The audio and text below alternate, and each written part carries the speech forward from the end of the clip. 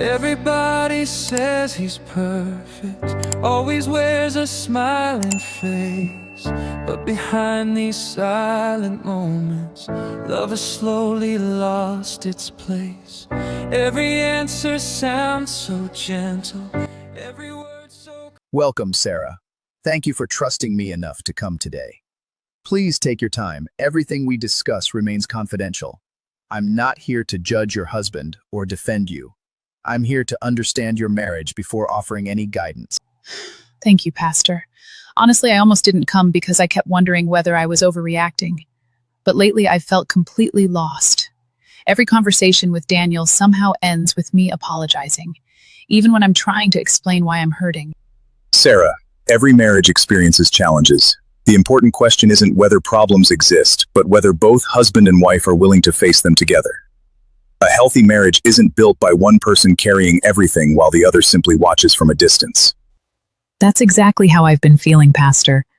I keep praying, apologizing, forgiving, and trying to make things better, but sometimes it feels like I'm fighting for our marriage alone. I'm exhausted, yet I still don't want to give up on us. Sarah, God designed marriage as a covenant where two hearts willingly choose each other every day. Love cannot grow where only one person keeps sacrificing. A marriage survives when both husband and wife humbly accept responsibility for nurturing. Sometimes I honestly wonder whether I'm asking for too much. Daniel works hard, provides everything we need, and comes home every evening. Then I start questioning myself, wondering if my desire to feel heard and understood and emotional safe is simply being a realignment. Pastor, I still love Daniel with all my heart. That's why I haven't given up on us. But lately I've been hiding my feelings because almost every conversation leaves me feeling misunderstood. Now, when something hurts me, I usually pray about it instead of talking to Daniel first.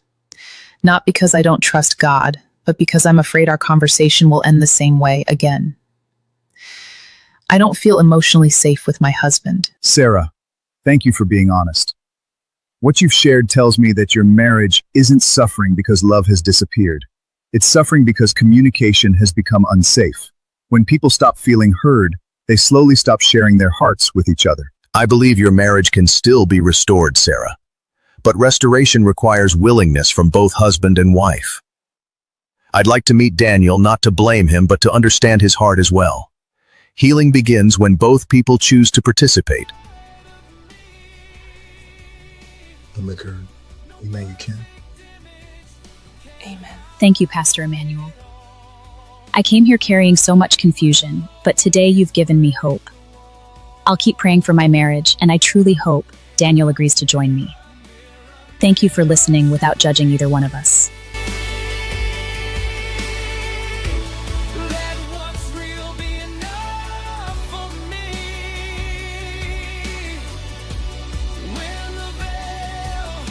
Hello, Daniel. Good evening. I hope I'm not calling at a bad time. Good evening, Pastor Emmanuel.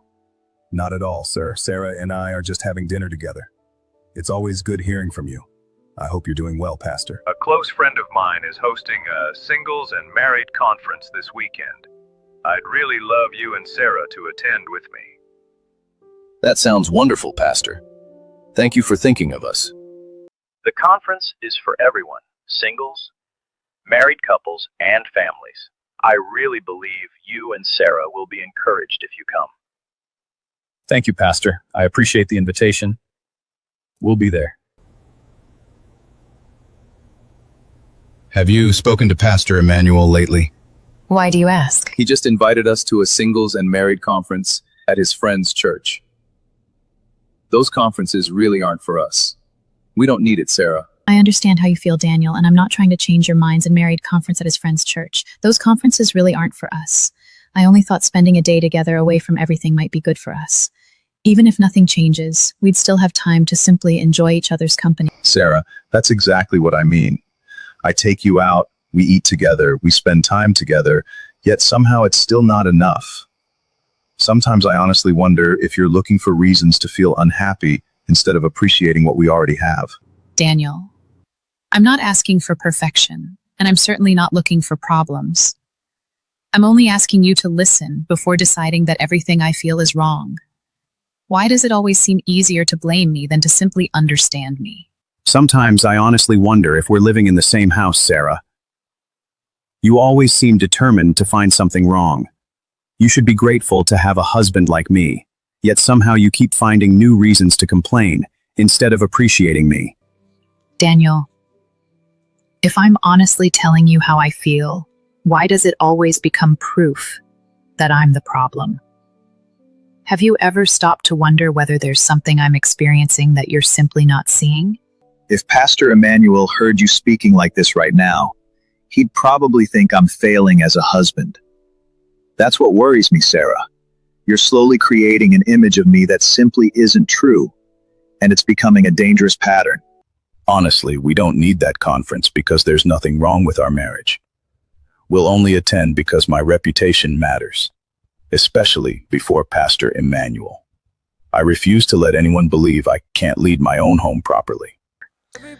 I'll be meeting with Ella later today. She's having a small get-together, and I was thinking of inviting her to the conference as well. It might encourage her, and maybe we could all spend some meaningful time together after it's over. Ella again? I'm beginning to think she's influencing you more than you realize. Ever since you started spending time with her, you've questioned everything about our marriage. I don't think she's helping you, Sarah. She's slowly pulling you away from us. Or am I seeing what is real when the truth hides behind a smile? How am I supposed to feel?